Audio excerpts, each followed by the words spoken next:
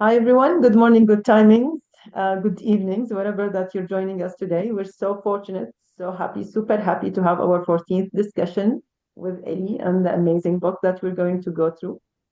Usually, we start with introducing ourselves. So, I'm Rania Sawalhin from Jordan, working at Jordan University. Um, and I'm wearing so different hats, which we might be discussing or mentioning during our conversation or context. My colleagues that we started this lovely group with Women Education Leadership Reading Group. Andrea and Trista, please introduce yourselves. Hi everyone, my name is Andrea Stringer. I am in Sydney, Australia, and I love having our get-togethers 4 times a year. What it does for me is makes me read something that I always put down to the bottom of my list, but it's something that I cherish once I get to it, if you know what I mean. So there's so many valuable points that I pick up along the way, and having you to reflect with me on this always pushes my thinking. So thank you to both of you. Hi, Trista? everyone. I'm Trista Holwick, and I'm on the unceded and unsurrendered territory of the Algonquin people here in Ottawa, Ontario, Canada. Like Rania and Andrea said, like this really does fill a space and a connection, and just brings me hope and joy to connect and to read really incredible work. To think, and I'm always interested in how that work that we do as a sort of fun reading group also informs my own writing and reading, and like this one definitely I can see the connection how so I didn't know how powerful it would inform my work, but I'm so happy that we get to share together, and we're thrilled because we also have the author here today to bounce ideas off of and learn with and from. So really excited to be chatting with you today, Ellie. So maybe you want to introduce yourself, or should we just we I mean, look, this is what we're reading today. Woo! So this is the book we're having. I'm not so sure. Shall we just leave Ellie to introduce herself? Would you like to have a quick overview, Andrea, and then she can share what she likes? Well, I can tell you about my personal experience with Ellie. So, Ellie Drago Severson, I think it was a few years ago, Ellie, I picked up one of your books, and just, you talk to people in your network or in your, learning circles where you learn from. And the name was dropped, and I thought, great, I'll go down this, and look at the work. And then we made a connection, and we did a conversation over webinar during COVID. And then we've just continually stayed. And I think Karen Edge was one person who we both had in common, and we both speak very highly of you, Ellie. So, and I know that when I get an email from Ellie, I always feel better. I always she makes you feel like you can do anything. So there's something very special about you, Ellie, and I'm so grateful for you to give up your time to share with us today about this book that you've written. So tell us a little bit about yourself and where this book sort of originated from, your ideas. That would be great. Wow, thank you, Andrea, and thank you, Reina, and thank you, Trista, for inviting me here. I've really been looking forward to it for a very long time, thinking, and I'm honored to be here. I love your group. I know that one of the books that you read is The Art of Gathering, and I just think that that is something that everybody in the world today really, really needs. So let's see. I guess I can say that I am in New York City today. Um, I am originally from the Bronx, New York. I've lived a bunch of places in the United States, and I've had the gift of visiting each country that you are all in. So I feel a connection to you in that way as well. Um, and I started out as a middle school and high school teacher. I mean, I'm writing a new book, a second edition or a new edition of a book that really is at the heart and soul of my work. It's all about helping adults grow. I started out as a middle and high school teacher, where I was in love with all of my children in the psychological sense. And one of the things that I noticed was that it has such an effect when teachers are well held in their own work and what that does to children. And we all want the best versions of ourselves, I think, in front of children, adolescents, and adults. And so I had the gift of teaching children and adolescents and also observing myself and when I felt well held by a school administration and colleagues, and when I was able to hold other people. And so that really started a journey of going back to graduate school um, to learn about what I thought would be the intersection between, psychological development of children and emotional well-being. And I had a hunch that it mattered how the adults were held. And I studied adult development with Bob Keegan, who I know, Andrea, you have as well. And he and his work really changed the course of my life. Um, I thought a lot about how this would be so helpful to adults in school. He's now a cherished friend and treasured colleague. And I feel very blessed and honored to be able to share this work around supporting adults, meeting them where they are, and being able to stretch them in ways that helps to build capacity on the inside. Because the ways in which adults, their own internal capacity actually influences how they can support other people. And so that's kind of the trajectory of my work. I never take it for granted, and it doesn't really ever feel like work. I love what I do. And I teach at Columbia University Teachers College the same kinds of things. And I have the gift of working with practitioners and leaders in the field. And I love longer term engagements, but any moments I get, I cherish and I don't take for granted. So that's kind of context. And this book that we're going to discuss today is a book that I wrote co-authored with Jessica Bloom DiStefano, who has been my long-term research partner and writing partner. She was my student, and now we both teach and learn from each other, as is the case in many, many relationships that are solid and growth enhancing. And Deb Brooks Lawrence, who was also one of our students and has graduated with her doctorate. And it really, the idea came up years and years ago when diversity, equity, belonging, a sense of justice started to become very prevalent in the United States. Um, and and especially in universities where there's such richness and such diversity that from people who come from all over the world, from many different kinds of backgrounds.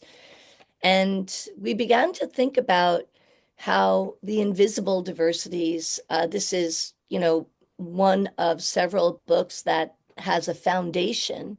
I'm not going to be a talking head right now. I'm just going to finish this part. Um, a foundation of why it matters to understand how adults actually put things together in their minds. Why does that matter? Because a construction is so incredibly powerful. And it relates to feedback. It relates to how we team. It relates to how we lift leadership. It relates to how we bring people together to talk about sensitive topics, difficult conversations. It relates to how we talk to each other about our backgrounds. Growing for justice is really, I was thinking about it for the past couple of weeks. It's really about helping people to get to know each other, to listen well to each other so that they can feel heard, valued, and respected. So I know I can stop there. I love my co-authors. Writing a book with a trio is different, as you all know, than writing a book with a duo and writing a book by oneself. And the richness of the book and the ways in which we came together and had, similar and different perspective really helped to create what is in those pages. I love that. I also think you have the 50 contributing leaders who are Oh, your co-authors because they are part of that story, and it really comes true that the learning was happening with and from them you went along, and that idea of the holding environment. I think like how do we create holding environments is through these kinds of conversations, through meaningful work together, through purposeful time spent. So I Yes. love that. Thank you so much for mentioning that because when we start talking about the book, that was what I wanted to remember to say. The book is really a gift from all of them. They opened their hearts and minds to us. They were willing to engage in developmental interviews. They were willing to give us their time.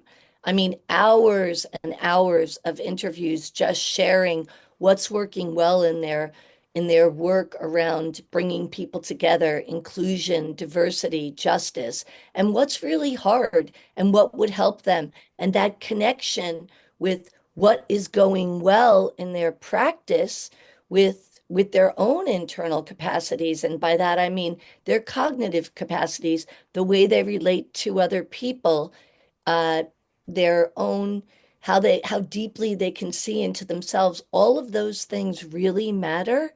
And those leaders are amazing people, amazing leaders, and they come from all walks of life. Some of them are teachers. The richness and the diversity in terms of race, religion, sexual orientation, age, where they lead, where they led, how it held them, how it didn't, why they moved, what they feel they do well, what's really hard, what is their mission, what is at the core of what they do, and how all of that bridges into the inside, cognitive, emotionally, how they relate to people. Yes, the leaders in our book are truly, truly amazing, and we feel very blessed to have been able to benefit from their wisdom. And really, the book is a sharing from their hearts and minds about what they do, not what they should do, but what they actually do, which is a very different turn on a lot of work around what we should do in terms of theory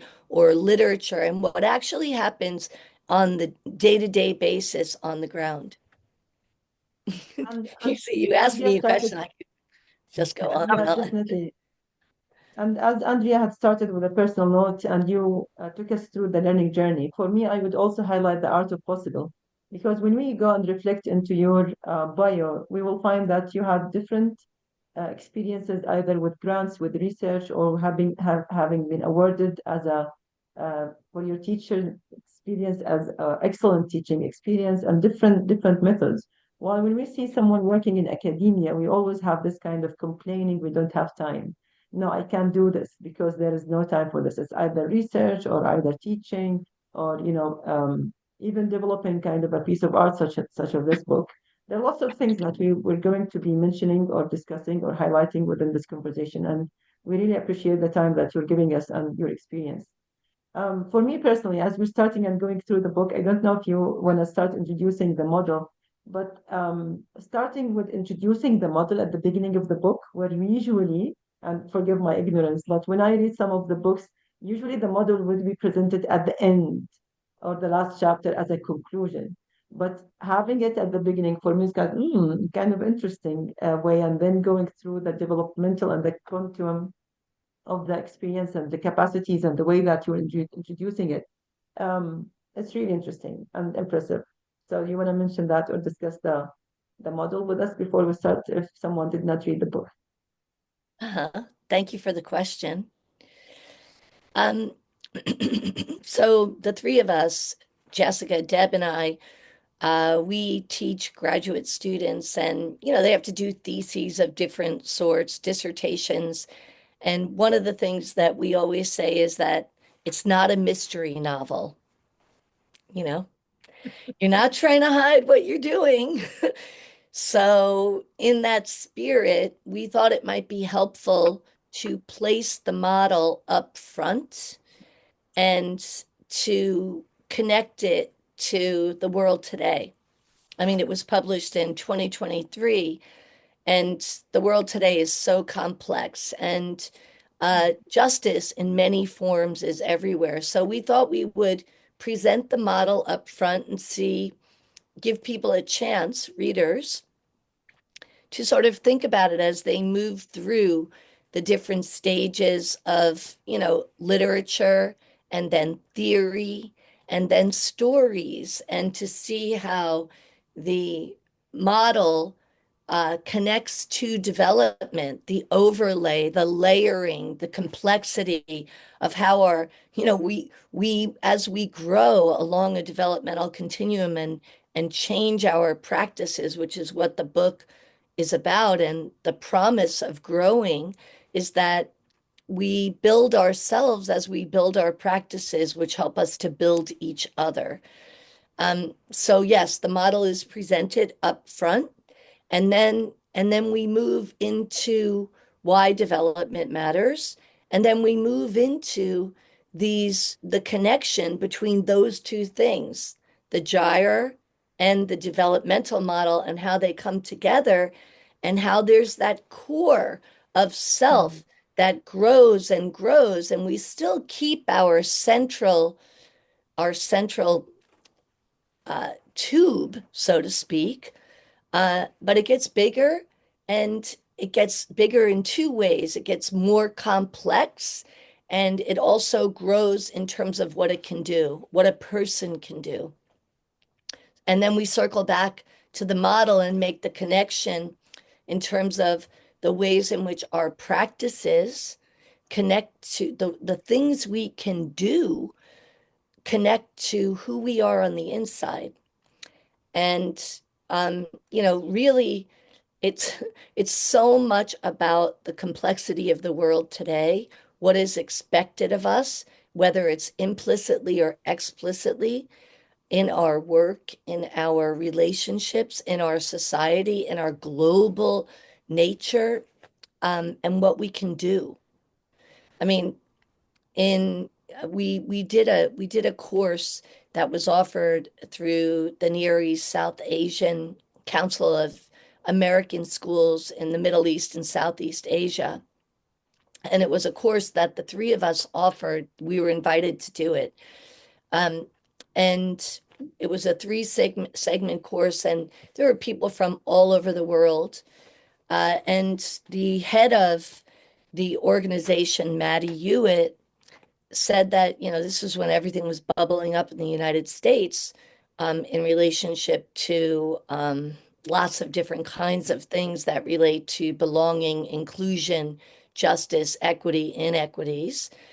And Maddie said, we have the same kinds of issues going on in the Middle East and in Southeast Asia. They're just different because we have different kinds of complexities. And I thought that was such a powerful statement because, a lot of school leaders that I coach today, they say, there's so much going on out in the outside world every day. And we could name a whole list of things all over the world. And many principals tell me now, I'm just trying to stay focused on my people in my building because that's the only thing I can do. Yeah. Ellie, can you just something that's come up for me was that, the ways of knowing is not correlated with intelligence, kindness, personality, hope, happiness, belief system, or leadership style. Can you explain a little bit more about, because I feel like sometimes people want to put themselves in a certain position or place of the ways of knowing. And it's not like a judgment, but it's to help professional growth, correct? It's a way of using it to get your own development and learn more about yourself as a learner, and then the people who work around you. So if you know yourself better, that you can probably work better with people. Am I on the right track with that? Yes. And so you are on the right track that according to research, our ways of knowing do not correlate to like IQ. Someone can be off the charts IQ wise and be making meaning with any one of these ways of knowing. They can have a very concrete orientation to the world. They can have a very relational. These are different ways of knowing. So concrete, more instrumental. I'm just sort of going through these so that people who have not read the book or don't know about ways of knowing can understand the important point that you're making. people who are who orient to others' approval. It's not like they want to be like, it's that they need someone else as an authority, as a coach's approval in order to feel well held. In reality, for socializing knowers, is co-constructed. It's a very popular way of knowing. And then there are self-authoring knowers who have their own internal bench of judgment, their own standards. They have more cognitive, emotional, interpersonal capacities. And then there are self-transforming knowers who can critique themselves, who seek to be in relationships so that they can grow on the inside because they realize that they have parts of themselves that are not well developed. And people can be making meaning with more than one way of knowing as long as they're adjacent to each other. And as we grow, we can reach back to parts of ourselves that were dominant before. So that's a very Evelyn Wood speed reading sort of Tang summary of the ways of knowing. But they really, really do matter. They matter for everything. Well, Relationships, whether I always say I wish I'd had your book, at the start of my career, really, in education. I think that was something as we talked about before the recording, was that importance of feedback and actually working with other people. And I think your book I wish I'd had it good 10, 15 years earlier, Ellie. I think also just to pull on that, I mean, we all work in the idea of professional learning and development. I mean, this is a fundamental element when you're thinking about the work that you do with other adults, especially if you're in leadership positions or where many of us are mentors and coaches and we work in that space. So we're working with other adults. So I feel the ways of knowing are super helpful for us to understand ourselves, but also to understand who we're working with. And so where are they on that developmental, and both they may not be aligned. So which then brings questions into how do you pull that idea of thank you so much, Rania. She's popped in the ways of knowing here. thank you. Your growing edges. I found that such a powerful component of each of these elements and providing examples. So what that actually looks like, because a lot of the times I could get behind the theory and I understand it, but having an example from your different leaders to see where they are and what it looks like, and then also what the growing edges could look like has been helpful. What was some of your conversation around? Did you do all the interviews? You had time for the leaders to talk about where they thought they were? Were you in a group of the authors as a trio? Try to understand what each of the different components look like. Like, how did that work for you? I'd love to hear. Yes, uh-huh. So, thank you for the question, Trista. And thank you for putting up the model, Rania. Uh, so, I mean, some of the leaders, I guess I would say, about a third to maybe 30 to 40% or more, were leaders who we had relationships with. Relationships meaning they may have been students in our graduate courses years ago, or we may have offered an institute. We offer these leadership development from a developmental perspective institutes on feedback, on helping people to team better. So we may have known them in that way. And then we also invited leaders who were senior leaders at different organizations to recommend people who they thought were leading on behalf of social justice.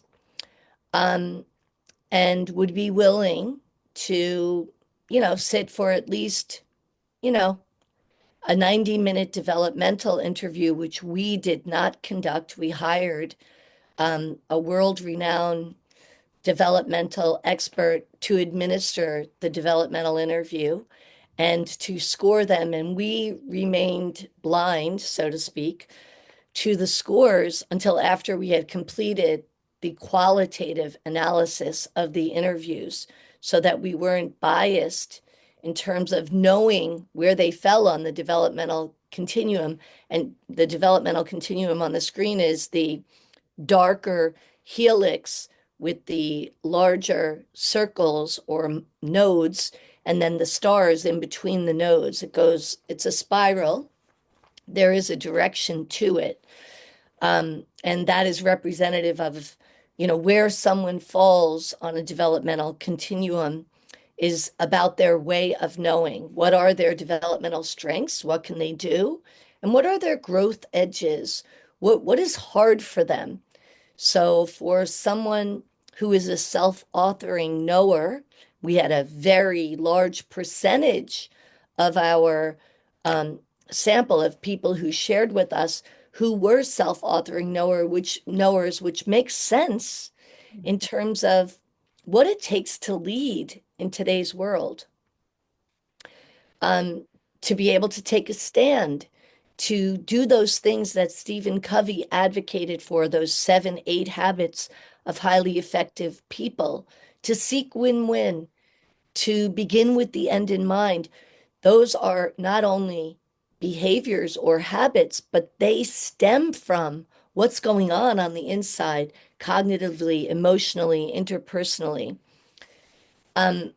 So the leaders who are willing to share with us, some of them were at one end of the continuum, instrumental in their way of knowing, very oriented to right and wrong, concrete, very little gray.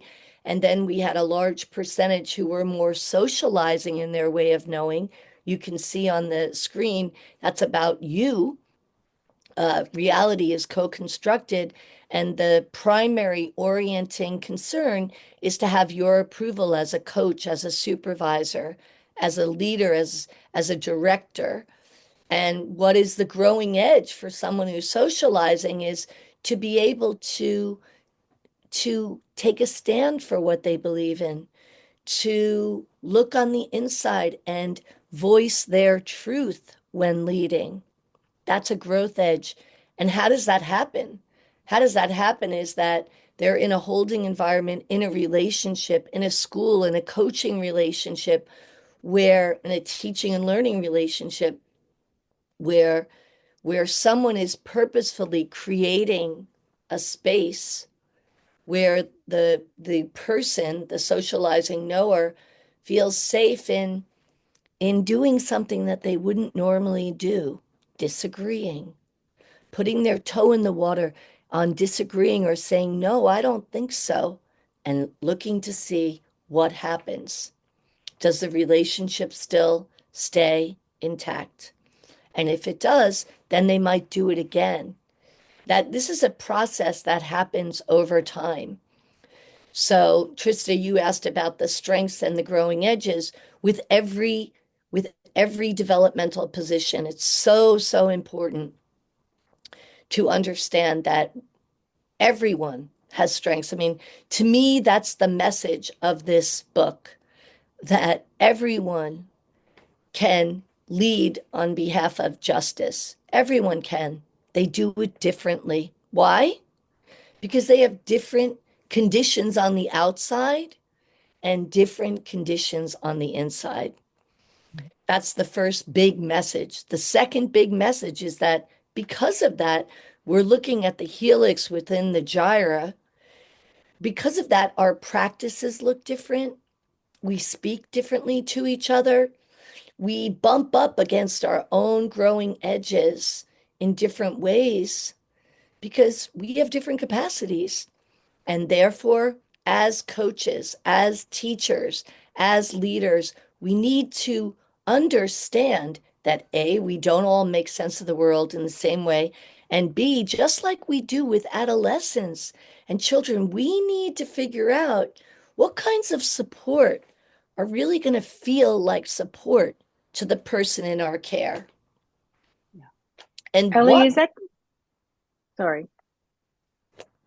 Go ahead, that's okay. I was just going to ask then, is that where that holding environment is, where you've got to meet the people where they're at? And unless you know them very well, how do you know where to meet them? And that's what you mean by that holding position? Yes, yes. And that involves both holding them well in the psychological sense. Thank you for pulling me back in. And also it involves stretching. Stretching, offering a little bit of developmental challenge, asking a question. Have you ever thought about what would happen if? What's hard for you about that? Helping the person to begin to move what their growing edge is out of themselves to be able to say, wow, I never knew that about myself. That act of making sense when you can see that it's the very first time someone has ever thought about that. So, a holding environment is providing the support, meeting them where they are, offering stretching, developmental stretching to tap into their growing edge, and then remaining in place as they begin to demonstrate new capacities. Now, it doesn't happen like from Monday to Tuesday night. It's a process. I was going to say, you have to build up that trust, right? That relational trust. It makes sense Yes. with all the social justice workshops and, the DEI work that has been going on. I know in Canada and I'm imagining everywhere else, so I'll only speak to my context, but where sometimes it doesn't match. So you have a whole group of people that come together.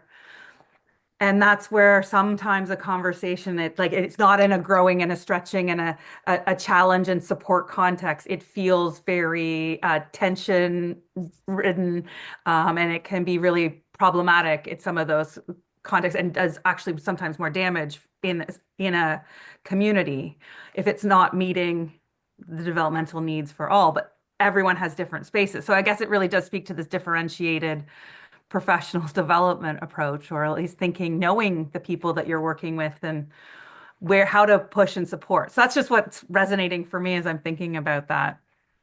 Yes, and Trista, when you say, people come together in a large space and, you kind of feel the rub, you could feel it.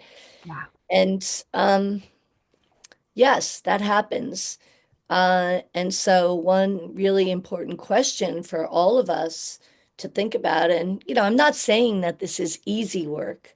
I'm saying that this is life, you know, and that we can get better at this together, um, which is, the third message that we need each other to do this. So some people really honestly, genuinely don't know how to bring people together. So in those spaces, what kinds of practices do we use to invite people in and to help them, regardless of where they are and what they believe, to feel safe enough to talk to each other? What do we do? How do we do that? Some people, they love free writing. They love, like, in my classes, if I don't give people a chance to think first privately, they'll be like, what's wrong with you? You know? Um, but I also give a lot of choice, and I think that that's a really important thing for adults, whether you're trying to engage in a conversation around DEI or a sense of belonging. I mean, how do we create those spaces, whether it's in a coaching relationship, in a team, in a professional learning workshop?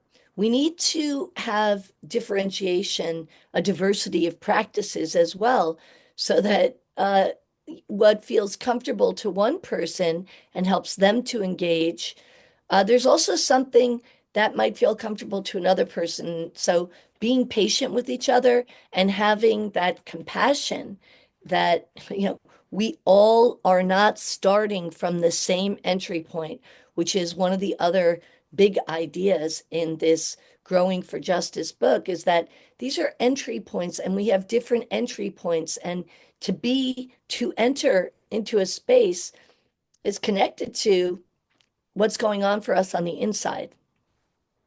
So it's really interesting, Ellie, because you just mentioned the seven habits and seven, eight habits.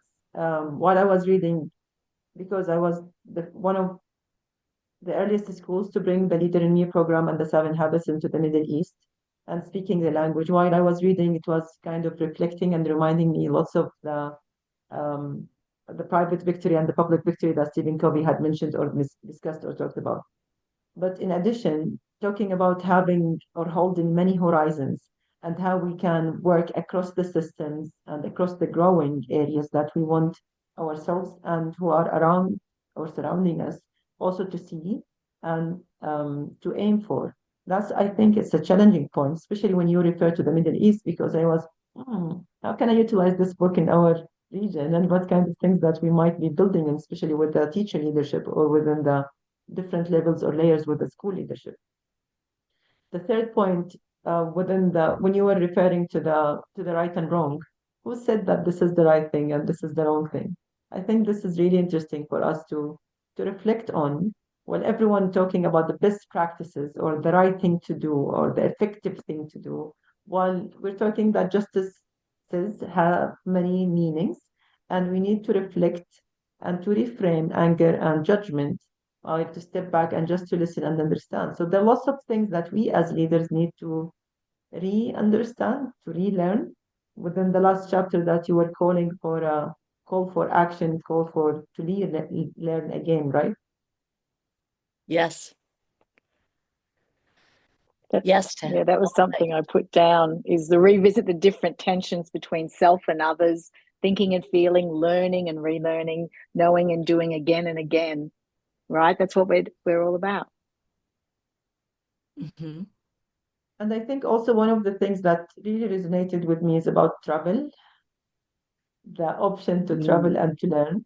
Well, it's interesting because sometimes we don't even move between cities in the same country. So we're not talking about traveling beyond the country. We're talking about even understanding the different cultures and the different contexts, even within the same country, right? Yes. Yes. Even within the same room. Yeah. Is it possible to talk a little bit about how this book was published in 2023? You're in the United States right now.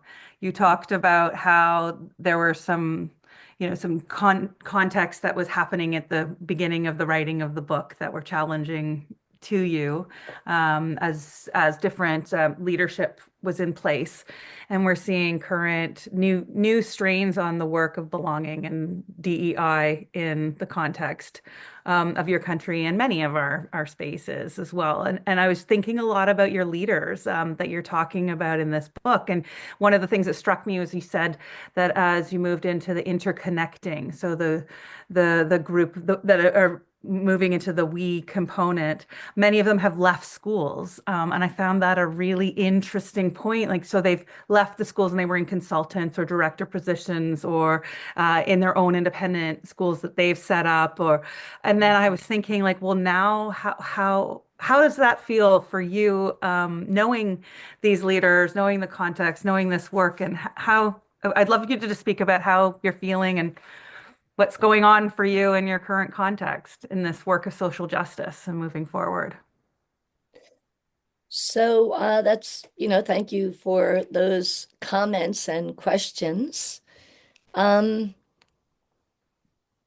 I mean, what I'm thinking about right now, as you mentioned that, Trista, is I'm thinking about the five of us. I don't know Catherine, but the four of us on this screen. Uh, I started out as a middle high school teacher. That's where I started out. I never thought I was going to be a university professor. I never thought that. And I mean, even when I was first invited to teach at a graduate school, I kept saying, no, no, no, I'm going to be a principal, you know? And the dean said, no, no, no, I think you should just try this. And the reason I stayed with it is because I found that I could really help so many people who would then go out and help so many people and go out and help so many people. So it was interesting to get to the first point that so many of the people who had moved beyond, not all, but many, of a self-authoring kind of a stance with, and maybe they moved out of schools because the environment could not hold their vision, could not hold their stance, and they felt suffocated, and constrained And so they decided, you know what?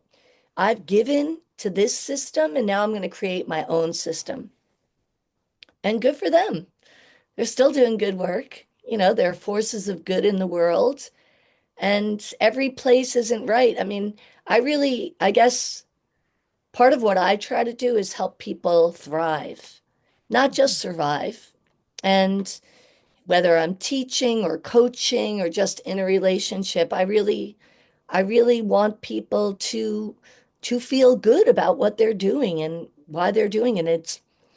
My husband always says, it's so hard to listen to, you know, problems a lot of the day. And it is.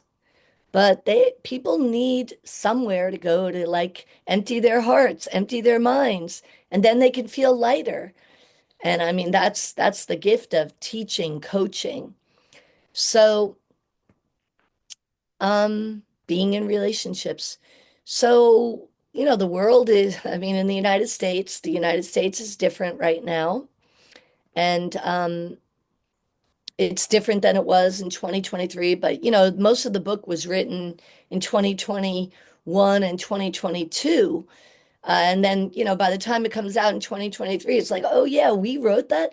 Wait, oh, that was that chapter. Because it's an opus, this book.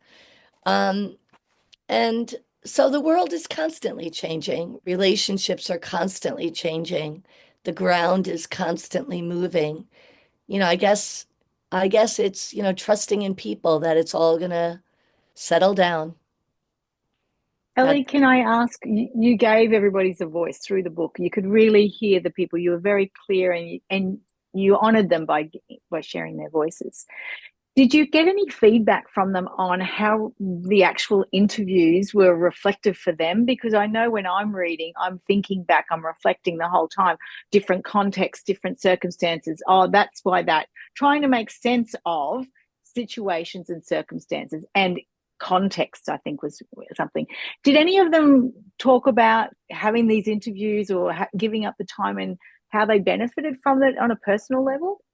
Yes, most. Yeah. Yes. Hmm. Interesting. Yeah. Uh-huh. And still, and still, Yeah. we'll bump into people, meet them on the street, or they'll be taking a different course or engaged in a doctoral program, and there they will be. And they'll walk up and they'll look at the Growing for Justice book and they're like, I'm in it. And I'll be standing there with a whole bunch of people and I don't say a word because it's totally up to them. Everybody's anonymous in the book. Um, yeah, they picked their own pseudonyms. I mean, I think they felt very, very well held. And, giving, I mean, they gave us so many gifts, their time, their spirits, things that were behind the curtain that they really didn't talk about, that they trusted us to share with us, and we wanted to honor them. They're amazing, amazing people. Um, and listening to someone who hardly ever gets a chance to talk about themselves because they're always listening to others is one of the gifts that they said we gave them. Yeah, I'm quoting here in 7174. Brent is saying what makes us smarter and what makes us stronger is engaging in perspective shifting discourse and engaging with others who are different from us. And there's the rest of the discussion. But just echoing what Andrea was referring to is when I was reading, I was kind of wondering, were they really, the interviewees, aware of their own value system, or, which level are they in within the developmental stage, or where they can also be moving towards to? Because they did not know the model before they had been interviewed, right? The model, the developmental model, understanding. So some of them did, because they had been in a graduate level course and then left several years, and were doing other things, but not all of them. Many of them did not know it. Um, And, so we had all of the developmental assessments first, those interviews, those 90-minute interviews with someone else, where they were asked questions about, tell me about a time when you felt successful. Tell me about a conflict within the past 3 to 4 months that you're having. Tell me about an experience you had where you're feeling torn. So someone else did those interviews, and then we did the interviews that were more qualitative. Tell me about, your experiences of diversity and inclusion. When was it that you decided that this was important to you? What does it mean to you? I mean, Raina, I loved your statement about how things mean different things to different people, and maybe that's a great starting place. Like, what does this mean? Even a horizon means different things to different people. Um, so some, a few did know they could see inside of themselves and talk about not only what was hard for them, but they could connect it to development. Some, a few. And an example of that could be uh, uh, maybe Brent, who's talking about how it's so hard to let go of something. I mean, that's an awareness. Development is really about awareness. It's about perspective taking. So some of them did know, but others, they would just be talking and they would be talking about what they're doing well. And, that what's hard for them maybe is to take a stand with a supervisor. Now, think about how different that is than struggling with when to step back.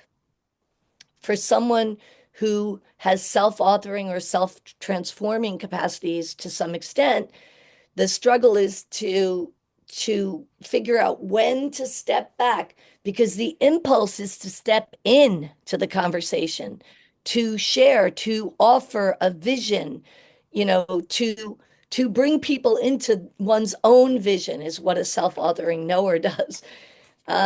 What's hard is to, invite, a co-construction of that. Mm-hmm. I Thank think you. what And I I also think on page 60, sorry for this, but it always comes to us, I think, ladies, when we discuss talking about motherhood. And when one of them had reflected about her mother, and she said, my mother helped me see parts of myself that I did not understand or I denied at a very young age. And then she proceeds with how her mother helped her to develop and to build her capacities. So I think going back to motherhood and this kind of connections is in every book that we discuss, there is something related to this aspect, right? Mm-hmm. Yes. Mm-hmm. Thanks for that, Rania. I really, yeah, you're right. It does come up, and probably it's a lens we bring to our conversations as well in our work. Um, I wanted to say how I really felt that sense of hope. So I want you to know that as a reader, I know that that was an intention. I mean, this is heavy work. There's some difficult ideas that come up. It's hard as a leader doing this work, and in places and getting into systems. So the more you sort of like uncover, the more the work you could see more work to be done. But it really did feel hopeful. And I know that was a sense of what in the last chapter in particular you're returning to. And I love the wisteria, the metaphor of the flowers, and how it's comforting to remember that it takes time. And that is part of it. And so that you might not see anything for the 2 years as the flowers, setting, but the structures are so important. So always thinking around that as I'm moving forward, and the whole work being in community and communal, or that idea of collective mobilization, that we're moving forward together. And that's what really proves us. And that's, I think, a thing that we like doing in this work, is that we're trying to build a community of people who are interested in this work, and how do we do this moving forward together, even if we're not in the same countries on spaces. So just wanted you to know that as a reader, that really came through, and the importance of hope. And I hope you're feeling hopeful now after writing the book. And yeah, so I'd love to hear Yes. how you're feeling. Yes, I do feel hopeful, and I think, what was so powerful is to have had the chance to, there's this thing called collective genius, and the people in our study, and, the three of us, we really learned so much from each other. I mean, that was amazing. Um, to be able to talk with each other and write together and get feedback from each other, and what are the pain points when writing, and what are the celebrations and the joys. And I really do feel a sense of hope. Um, I too love that wisteria because, uh, you know, it grows and grows and grows, and it does take time. And this book would not be what it is without the people in our study and without the three of us. I mean, if you met us, if you had us all on screen, you would see that we have a lot of commonality, and we're also um, very different in terms of our cadence and, you know, um, our backgrounds. Deb is a social worker, and she's a leader for social services in New York City, an African American woman. And she is amazing, amazing, and so wise. And Jessica is a professor at Bank Street and so incredibly thoughtful and wise and just an amazing teacher. And also a white woman, and I'm a white woman, and we all come from different backgrounds, and that's what creates the richness and allowing us to hear and listen in to the leaders who were generous enough and so magnanimous, not just with us, but with those in their care. So yes, I feel very hopeful. And I also feel incredibly blessed to be able to do the quote work that I do. I really don't think about it as work. I just think about it as trying to make a difference in whatever I'm, blessed to do. Ellie, after your book, I had a conversation with my husband just we talked about travel. Is that where you learn to broaden your perspective, right? Because that is what we're trying to get people to go beyond their own little world or their own school or their own family or whatever. So it was interesting because we had a really good, rich conversation about our children and what opportunities we've had for them to broaden their perspective and what strengths they have and how can we build on those or what strengths they have that we can learn from as well, right? Mhm. So if you were to say what's something somebody could take away from this conversation for tomorrow, just to do something different or start something small, would you say to read the book or get in touch? Like, is there something that you would say could be an actionable application to grow in social justice? Mhm. I've put you on the spot, haven't I? Yeah, yeah, that's okay. Um, so I think maybe, a step in is to, turn to the last chapter and to look at that table where everything is kind of synthesized. Yeah. I think it's table 7.1. And to think about when someone just reads it, what resonates with them about themselves? What resonates with them, you know, in terms of people in their care?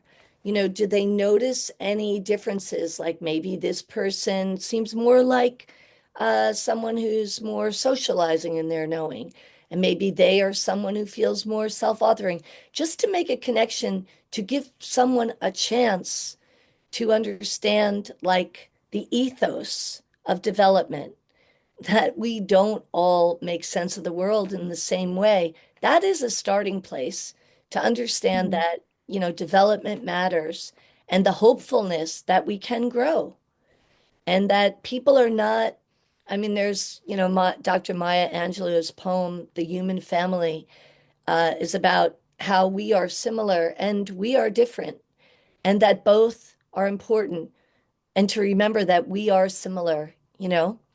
Carl Rogers has this saying that what feels most personal is most universal. And I really believe that Yeah, that that's is true. And that I is the biggest entry point to development and to understanding each other, and to really listening to hear what someone's saying, not to think that we understand by just watching them, because we don't. I can speak for myself. It takes time, it takes uh, compassion, and it takes listening and forgiving, I think. And that is what really makes the world a better place. Not easy, but so important. I think we can add to that, Elise, just to avoid assumptions, because we need really to listen and to explore and to relearn instead of assuming that we already know or it's clear because we're coming from different backgrounds and contexts. And one of the things we might be ending with is when Ivan talked about stepping outside of the framed picture of school, that schools need to understand itself and its relationship to other organized bodies of power. I think that goes with everything that we're doing within education, that we need to step back a little bit and to think outside and see how we can reframe it again and to bring that kind of, I wouldn't say even only justice, but the real capacities that or the abilities or attributes that aptitudes that the people can reach to or can achieve. So there are lots of things that we can. For me personally, I learned a lot from this book. So thank you. It's more than hope. There are lots of things either at the research component or at the personal, even for the studies. And I still highlight my comment. I'm still thinking of how can I bring this to my context, and especially in the Middle East or in Jordan, talking about how can I use the same tools or the same context, the same concept to re-explore things and present it or voice it from what we're seeing and what we're having. I think that would be also a good exercise of what we're seeing, not only United States, but many countries around the world. And I would Yes. hope also, Ellie, to see if there's a kind of a handbook or a guide coming next to this book. So that would be kind of a training course or a manual of how this model could be developed or implemented. I think that kind of an action, Andrea, could be taken also to take it further as a training course or as a step-by-step guide of how this could be implemented and helping to build capacities and to help school leaders. Thank you for the More work. suggestion. I'll share it with my co-authors. Thank you for the suggestion, Raina. They would love me for this kind of new work, but Uh, Trista, did you want to say anything to finish off the session today? I know I'm good, actually. It was really just so amazing to have a chance to connect with you and see sort of behind the curtain a little bit and the thinking that goes because it's one thing to read it on the page, but it's also another to have your insight and clarity. It really helped to bring next level to the reading. So thank you so much. Thank you. Andrea, do you want to end with something? Yeah, I just want to thank Ellie for coming and sharing your knowledge, your wisdom, your passion. I think that's something that comes through every time we connect. And Rania, thank you for always telling us like we're doing this one and we've got to think about this and have you thought of that? She's always the one helping us keep on track to get this going every few months. So thank you, Rania. And Trista, it's always wonderful to see you. So I'd like to say thank you all. And Ellie, would you like to say something on? And maybe a book recommendation? Yeah. Next, we'd love to know like That I'm what going to have to think about. I am thinking about it. I just want to say thank you so very, very much for inviting me. The time has just flown by. I wish we had 7 days. I have learned so much from your questions, and I just feel your commitment, your passion, your dedication to building a better world, and that is so inspirational. So we began with love, and we're going to end with love and gratitude. Thank you so much. It's been an honor. Thank you, Thank everyone. you. Thank you, Ellie. Thank you. Thank you, Catherine, for joining us.